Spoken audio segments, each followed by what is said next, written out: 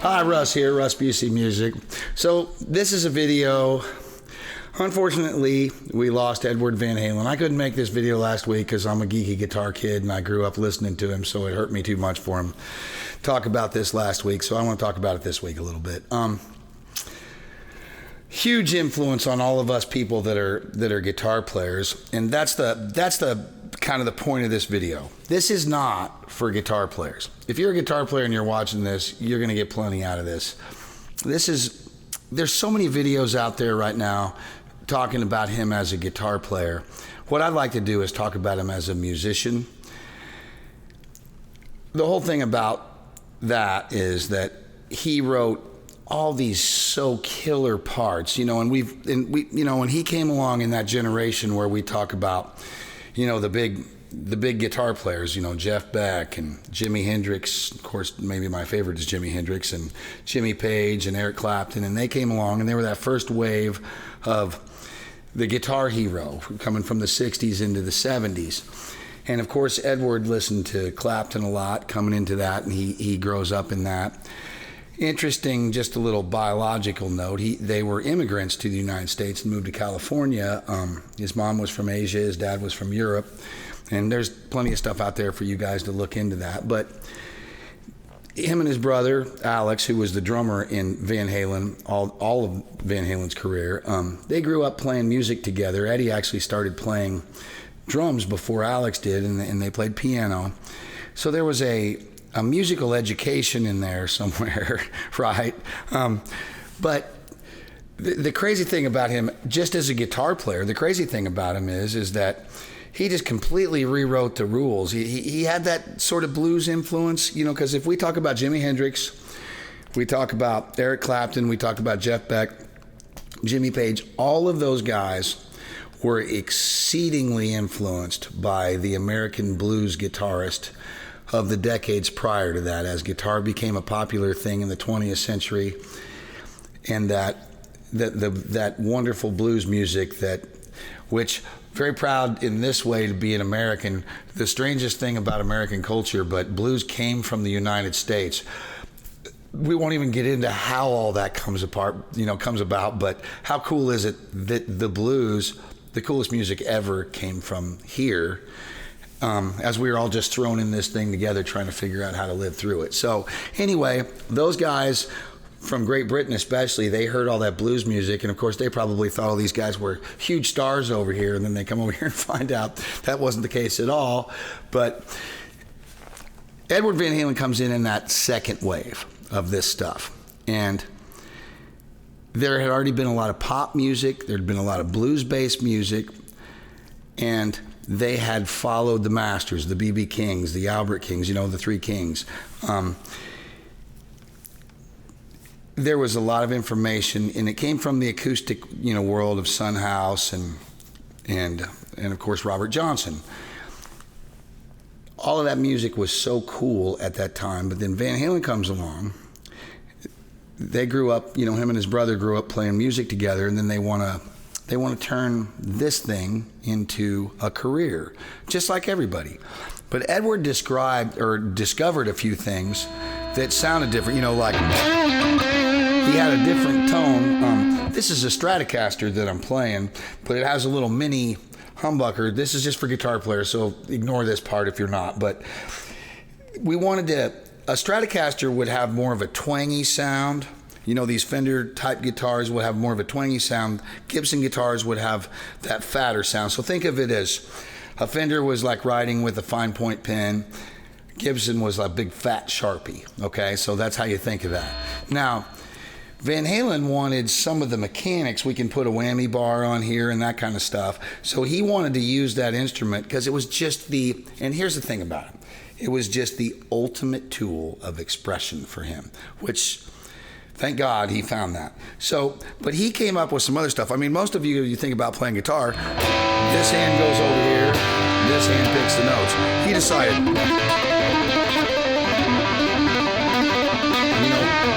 he decided to do that stuff. He'd get these stuff.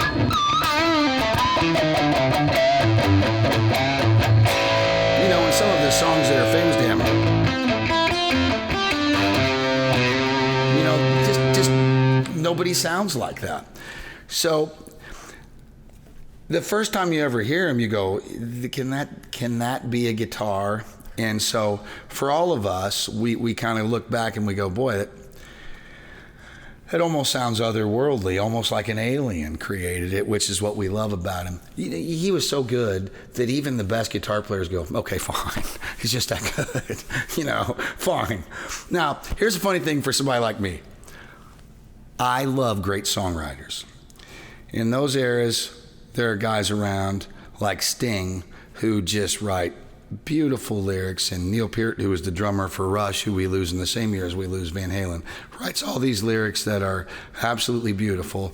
And in a personal sense, for me, the Van Halen songs, they're more party songs, whatever. But here's the funny thing. We think about all these great guitar players, and then in his wake, that comes along, and we have the Steve Vai, who's a wonderful guitar player, Joe Satriani and Eric Johnson. But I always joke, if you go see one of them in concert, the line is longer at the men's bathroom than it is at the women's bathroom. If you've ever been to a movie or a concert, if you ever go see Rick Springfield, the line for the girls' bathroom, much longer. Now, you guys take too long, I'm just saying, so you can, whatever. But the reason the line was longer at Joe Satriani or Steve Vai is because there was actually, the only girls there were the girlfriends of the guitar players who dragged them there, or because their license had been suspended and they had to get a ride. So, anyway, but for Van Halen, that wasn't really the point. This is what I've always thought was amazing about him. All of the stuff that he did, he created in the context of writing songs that everyone wanted to hear. What an amazing thing for a musician to be able to do, to come up with all these really neat, unique things that guitar players, as soon as you hear them, you go, what was that? And yet he did those in the context of Jamie's Crying or Dance the Night Away or whatever. So to me, that's amazing that he was able to fit that stuff in there, not make it sound like he was trying to show off. And to me, that's what separates it. That is what separates it to me, is that he could make songs out of all of that creative brilliance. And honestly, when I talk about that first wave of those musicians, for musicians, there are such thing as virtuosity. Playing at a level that, and it's hard to describe what it even means, playing things that are extremely difficult that you can find your way through. It's a rare thing. And it could be said that classical guitar players, some jazz guitar players, other people were virtuosos. Probably Jeff Beck was the first rock guitar virtuoso that anybody ever heard of. He played at a physical level. Certainly Hendrix was the coolest guitar player. Jimmy Page comes out with all that stuff. But none of those guys were at a level of virtuosity where they're playing stuff that just no one else can approach. Van Halen comes along and he's playing at a virtuosic level. It's just an amazing thing to me. He was the first, just truly on a completely different level. And I'll just take just a couple of things. So he played a guitar that was basically, this is a Fender Stratocaster. He played a guitar that was basically like this, but the other most famous guitar would be like a Les Paul. He put the pickup, which is what picks up the sound from the guitar. He put the pickup from a Les Paul into this because he wanted the mechanics of having the whammy bar to get all those dive bombing sounds and all of that stuff that he did. And basically just kind of invented it. Then he put all those crazy stripes on it and all that kind of stuff. And he wax potted it. And there, again, if you want to look at some of this stuff, just read about his Frankenstrat, they call it, the Frankenstein Stratocaster that he played. But there was a song called Mindbender by a band out of Oklahoma called Stillwater that called it It was mind bender because it was half Gibson, half Fender. Certainly that's what Van Halen came up with, was a half Gibson, half Fender. It's a big fat sounding guitar that still was set up like this guitar. That's the tool he used to create that magic that he did. And then there was his own brands of PV and Music Man, and then later Fender works with him through the EVH brand. But all of those guitars were still the initial influence of that. So they started their career playing in and around clubs in Southern California. They had Michael Anthony, who was the bass player in Van Halen, had that real high harmony voice, and he was amazing. And the funny thing is, Edward Van Halen's brother, Alex, was the drummer in Van Halen, had a similarly unique sound, maybe because they sat and played guitar for so many hours. They didn't speak English when they were kids, and, so maybe from them just being kind of sequestered in the house and, playing together all the time, they came up with a language, just like Hot for Teacher. If anybody ever listens to that, the way they play rhythmically together is pretty insane. It probably came from all those years of playing together in their home. And then they put a dynamic lead singer in David Lee Roth to be the lead singer in their band, who has that really wonderful personality and probably in some ways underrated as a vocalist. He had a lot of talent, kind of the Burt Reynolds of rock and roll, so to speak, if that makes any sense. He's the Smokey and the Bandit of rock and roll. And then later, Sammy Hagar, who maybe technically had more range to his voice, but yet changed the band a little bit. So what I'd like to talk about is a little bit about Edward Van Halen, the songwriter, because he was still chiefly the songwriter and architect of the sound of Van Halen. So for you guys who play, you get this, but if you're not in a band, by the time a band, especially back then, things are different in the days of YouTube, which is what you guys are most likely watching me on right now. But before the days of YouTube, we would have a band would go out and hone their skills and build a live audience. And by the time they made a record, they had tried out a lot of those songs for an audience.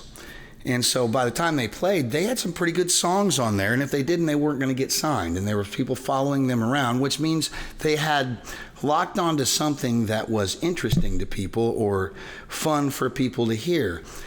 Well, for a lot of artists, they'll have a first album and then it sort of ends right there, because all of a sudden you had 10 years to or whatever to build this first record. Now you made money for the record company. You got 9 months to send us another record. And so hit me with some cool stuff. What I'd like to do just for a minute, and you guys will know the titles of these songs, so I kind of want to walk down a little bit of memory lane and talk a little bit about what those songs meant. So the first thing anybody ever heard off the first Van Halen record was the whistle, this sound, hold on, and then the Running with the Devil. Now, at that time, just bear with me on guitar for just a second, every song sounded like this. It was all this little 8-note. This is the 80s or late 70s, right? For him, he's playing stuff, not big power chords.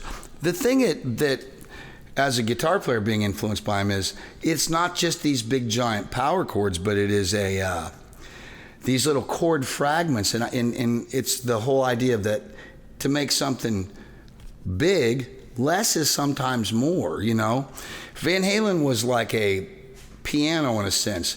The bass was the left hand, the right hand was like Eddie was the right hand on a piano. It was like these little chord fragments over here with that space in the middle of it. And he was such a genius at creating that space. And I think that's the part that people don't realize. We were talking about comparing him to Clapton, Page, Hendrix, Beck, whatever. But to me, he's every bit more comparable to Keith Richards, who had so many, and listen to all the way the Rolling Stones riffs work. They're against the beat. They're these small parts of chords.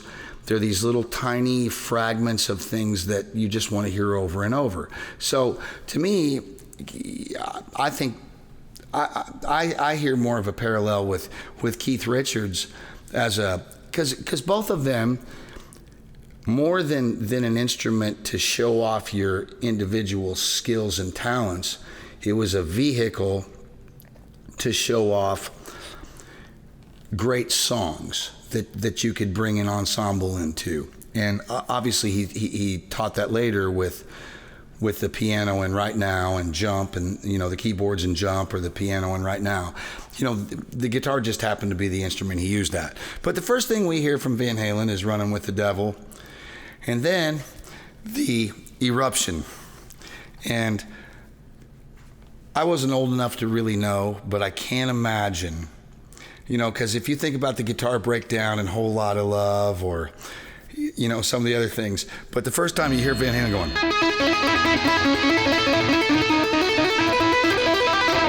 first time you hear that, you go, is that a guitar?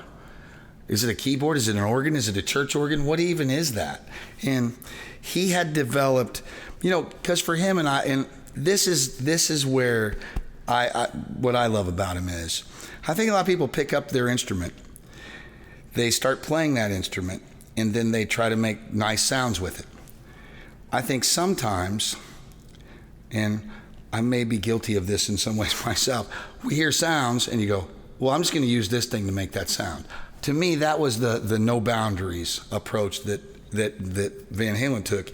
He heard these crazy sounds in his head. This happened to be what he used, so he just figured out a way to find those sounds in his head. Instead of trying to play something and make sounds out of it, he heard sounds and said, I'll make that sound. Shot heard around the world. That first Van Halen record, shot heard around the world. I'm sure all the guitar players that were in all these bands were like, uh-oh. Probably like the first dude that played one-on-one basketball against Michael Jordan, I would think. Like, what just happened to me? I think he jumped over me. And I think that's the way all the guitar players felt. So anyway, so we talk about Running with the Devil. Then they, of course, as they did, a few times early in their career, they paid tribute to the Kinks, Where Have All the Good Times Gone? But they did You Really Got Me. These became hits. And I won't bore you with the details, but even the way they recorded it, like Van Halen's guitar's on one side, drums and the bass are on a different side. And this is when people were stereo. If you guys are watching this on YouTube and you're young, you may not even know what stereo means. So with that first record, it's almost like a greatest hits record. It's just amazing. But as a songwriter, every song was different on there. There was, if you think about how this works in a band, because some of my favorite songwriters, of course, guys in the Beatles and Jeff Lynne from ELO, but they had, it's called Electric Light Orchestra because he had a whole bunch of people playing. And Van Halen was one guy who sings, who never played anything, and then drums, bass, and guitar. For him to create all of those different sounds with just one guitar, he was so good at understanding how to reach people with that. Then this is again where the rubber sort of meets the roads for a musician. So then they make their first record. It has some hit records on it. They start to build some acclaim. David Lee Roth personality is huge, singer in Van Halen. Girls like them, they're cute to everybody. And so then they got to come up with a second record. Pretty hard to do. And their second record, guitar-wise, has some of the coolest guitar playing in Van Halen's catalog. Hit song-wise, they did a song that Linda Ronstadt had done, which is You're No Good. But there's some really good gems on there, and Dance the Night Away is on there. And Dance the Night Away, again, instead of songs that go, he's like, these little chords. So this is an E chord.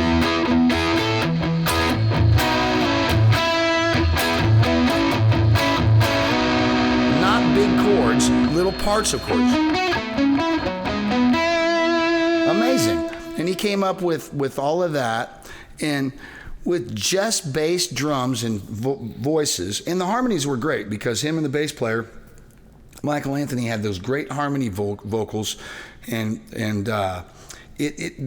all the songs were thick. But the other side of it on that stuff is, I don't know if it's because he played piano, if he was just rebellious, but he always looked at all these unusual chords and chord voicings to put in it. Sometimes the guitar solo would completely change keys.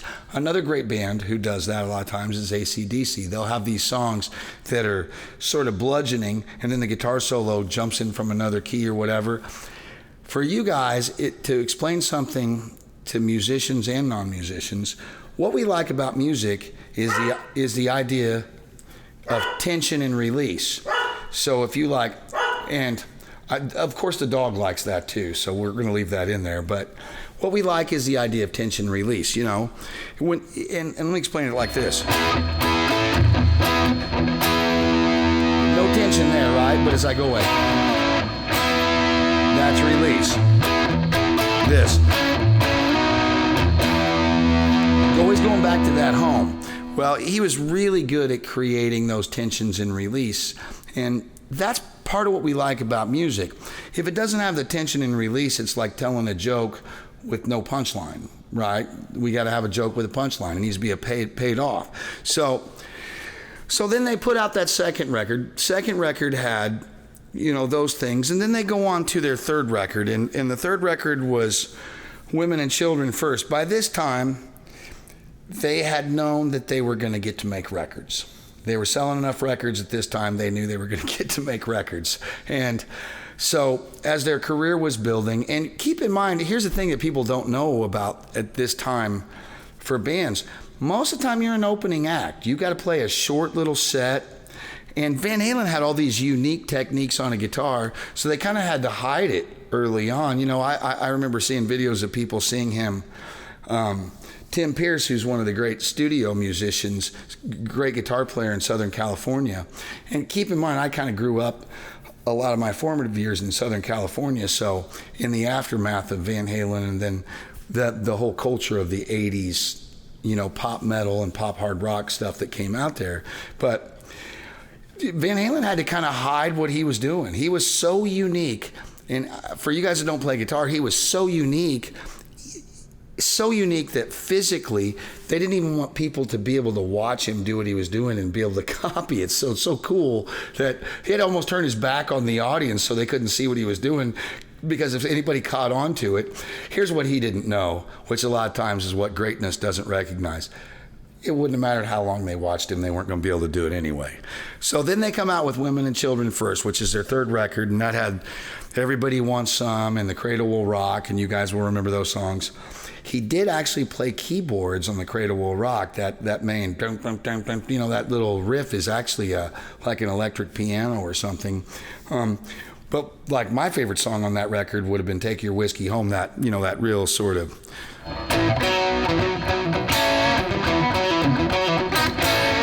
that real super big fat bluesy thing that he always had.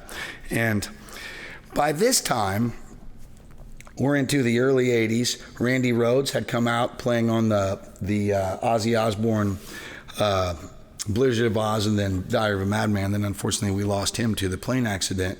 But he had taken, and he came from the same Southern California, you know, hard rock sort of vein that Van Halen did. But nobody that ever played after him was not influenced by him. And I think that's what this video is really about. So then we're going to get into the part where, for someone like me, as I was getting older and getting better, I had begun the process of learning how to play guitar, and then they came out with Fair Warning, which is far and away my favorite Van Halen record. Probably one of their least commercially successful records, but it had Unchained on it, for all you guys that know. And then there was So This Is Love, very bluesy, kind of a shuffling kind of bluesy thing that he did. But by this time, he had been influenced by Alan Holdsworth on guitar, who was a brilliant fusion guitarist from England that we lost a few years ago. Amazing guitar player, one of the greatest guitar players that ever lived. But there was a song on there called When Push Comes to Shove, and If you don't know when push comes to shove and you're interested in guitar, or even if you just heard it and you go, that song isn't that special, go back and listen to it again. Try to play it. Try to play the time of it. The thing about him was his sense of time, maybe playing drums, maybe playing with a drummer all of his childhood. His sense of time is insane. And how he layers that song and then where he plays in the beat. I always used a kind of like, if you want to know how important time is in music, for one thing, music is simply one thing. It's just sound going through time. Listen to Elvis's version is Always on My Mind, and listen to Willie Nelson's version of Always on My Mind. You know, listen to where they sing on the beat. I'm not even going to talk about it. Just listen to it and go, what's the difference? If you hold your nose and sing like Willie Nelson, that's only half of the impersonation of him. It's where he sings in the beat. It's where we come in. And that was the thing about Van Halen, where he came in the beat. That sense of pulled back blues that he did all the time was just insane and so cool. So for you guys that don't know Fair Warning album very well, some of his finest guitar playing is on Fair Warning. Some of his greatest songs are on there too. Maybe not quite as accessible to the masses as some of the records. Then by this time, they're already kind of devolving into fighting with each other in the band and trying to figure out how you're going to be young men living on the road and then have some kind of normal life. And they put out Diver Down, maybe too much partying excess for them. Diver Down had, you know, Dancing in the Street and a Pretty Woman. Again, not songs written by them. You know, Roy Orbison had made Pretty Woman, and Martha and the Vandellas, Dancing in the Street, double check me on that. But songs that were fine, good pop songs. But Van Halen were going through a pretty tough time at that time in their career. Now, for somebody like me, being a high school kid, I couldn't wait for another Van Halen record to come out, and he doesn't disappoint. There's little guitars on that song. Plays a little tiny guitar, and he plays it. One of the videos I made was about how to make your guitar sound like keyboard. You know, instead of strumming through it, he does some stuff on that that's just incredibly cool. But that record kind of goes, you know, it keeps them popular, but not a creative high point for Van Halen. Diver Down was not. Then the big one comes out, which is 1984. And when 1984 comes out, the first thing you hear there is Jump. Okay, so we were talking about Jump. When he comes in, he wanted to integrate keyboards more into it so that he could expand, kind of grow their catalog and keep going. So he wanted to put keyboards in there. Prior to that, I think David Lee Roth was more like, we're a rock and roll band, we're a guitar band. So he comes out with Jump, I'll Wait's on there. To me, that's the coolest. Giving him the opportunity to play over those textures that he created with keyboards and still do that all at Magic Van Halen. And one thing, as I'm talking about this, one thing you never want to forget is the killer guitar solo that he put on Beat It by Michael Jackson. You know, he was friends with Steve Lukather, Toto's guitar player, who played the main riff in that. And but I'm sure he may have dragged him in there somehow. Quincy Jones was the producer of that. But either way, Michael Jackson's record has Eddie Van Halen on it. And nobody had to tell me. As soon as I heard it, I go, well, that's Van Halen. You know, that's how singular. He plays a few seconds on the biggest selling record, whatever ever, the biggest record ever. I know it's him in a heartbeat. So after 1984, David Lee Roth leaves the band. He goes on, and then they do. And this is what's amazing to me. Then Sammy Hagar joins the band, who was in the band Montrose, and he was from the Bay Area in California. And then he had his solo career, and he joins up with Van Halen. An amazing career he had already had. He joins up with Van Halen. And Sammy's a great guitar player, but he didn't play guitar very much if you're in a band with Van Halen, you know, which is pretty awesome. And they come up with that 5150. And here's what I love about that. That first single from there is Why Can't This Be Love? No guitar, pyrotechnics, it's sort of affected, and Sammy Scat sings along with the solos on there. But the songwriting is so solid. And really, then you begin to realize him as a songwriter is that it doesn't matter who's in the band with him. It doesn't matter what range they sing in. Before then, they had tuned down a half step, and Dave sang with that bluesy growl. Sammy sings, I always called it Power Journey, sort of a harder rock version of Journey to me when he was in the band. Why Can't This Be Love? Love Walks In, Dreams, all those great pop songs. And then they come out with so that was 5150. That was their first number one record, actually. Their first number one record. Only because of the timing. 1984 could have easily been a number one record. Then comes OU812, and that was How Do You Know When It's Love? And that was another big pop song. But then Finished What You Started. Come on, baby, finish what you know. They did all these country licks, and he had been working with Music Man by then. And Albert Lee, who's one of the great, maybe I'll do a video on Albert one day, but one of the great country guitar players, and Steve Morrison, these guys were using Ernie Ball guitars, and he did that. And I'm sure being around those guys made him want to do all these country licks. But the funny thing is, never any influence of that in his career until that time. And then he comes out with that, and it's the definitive, that kind of guitar. It's amazing to me. I love it. So, and I won't go through all the rest of their records, except for to say that as that career went on, Right Now came out. This is just beautiful, poignant, tense music that was on it. And so as a guitar player, which I'm a guitar player second, I'm a music lover first. As a music lover, what an amazing body of work from an amazing guy who shared that with all of us. From a guitar player, raised the bar.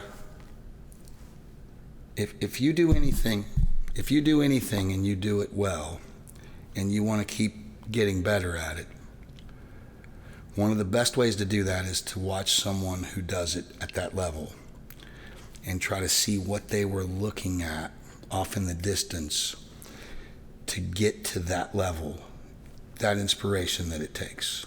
That's what he was to me throughout my life. I think one of the great songwriting guitar players, one of the great just practitioners of this as a skill, and he will be truly missed. So thanks for hanging in with us, guys. Russ Music.